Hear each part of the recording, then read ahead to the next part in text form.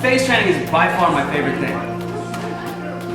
It's not to be taken lightly by any means. I say it's fun because I appreciate the challenge. I want to own that challenge. So yeah, you absolutely need to be physically ready, you need to be mentally prepared. It's a challenge, man. Like waking up every morning early to get here to train for 8 hours is no joke. Like that's a hard thing to do every day. I knew that when I got here that I was part of something that was big, you know, something that was bigger than just me. And that was, I knew that there was going to be a lot of growth from that point on. It's the hardest, probably physical thing I've ever had to do, especially for that long period of time. It's 7 days. You get so much training, and I wouldn't have traded it for anything in the world. It was an awesome experience, and they're going to make you better. On that first day, you're going to be better. No matter how good you are coming in, you're going to be better after that first day, you're going to be better after the second day. And you're going to learn things about Krav through the teaching experiences that you never really understood before.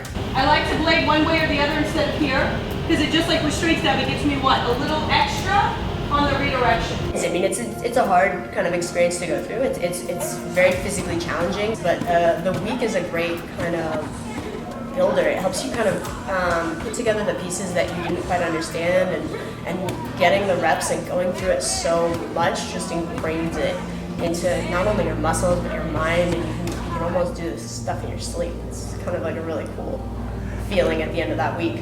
Anytime you do something like this for 8 hours a day, it's you know, it challenges you, and it's hard on your body, and that's part of the deal. You know, I think that's part of figuring out who you are under stress and under a lot of under duress, and anytime you get a chance to train with the quality instructors they have out here for 8 hours a day for 3 days or 4 days or 7 days, that's amazing. You can't pass that up.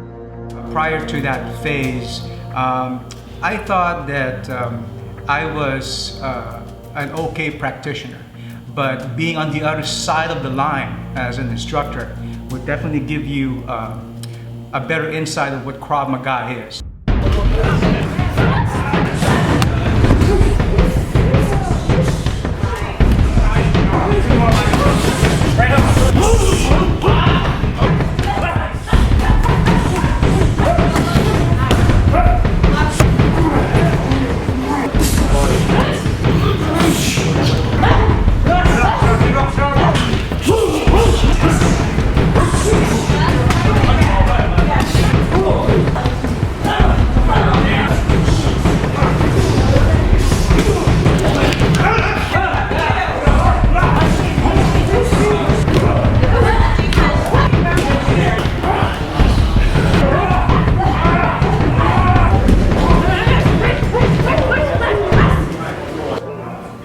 You're there for your students, so you're there to learn, ask questions, and don't be afraid to mess up, because it's happened. That's where you're supposed to mess up so that you can fix it for your students. Well, at the end of the day, this is for my students, and my students range from you know, civilians, just people coming in off the street to get fit, some people that want to learn some self-defense, and I have a number of law enforcement guys as well, and those guys are applying these skills day to day in their job for their own survival and the protection of us civilians. Now when I go into classes with students, even as I'm training as a student, I feel that I have so much more to provide everybody, and now I look at them all with that same kind of mentality and the same kind of thing, and I'm able to provide them with that feedback, and now everybody around me gets better, so it's really cool.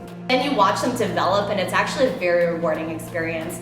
Just watching everybody, you know, feel that confidence and being able to defend themselves is great. What I really like is that it's teaching people to not only be able to defend themselves, but it's getting them healthier. It's giving them more self-confidence and self-worth of my life matters, me being able to go home safe to my family matters.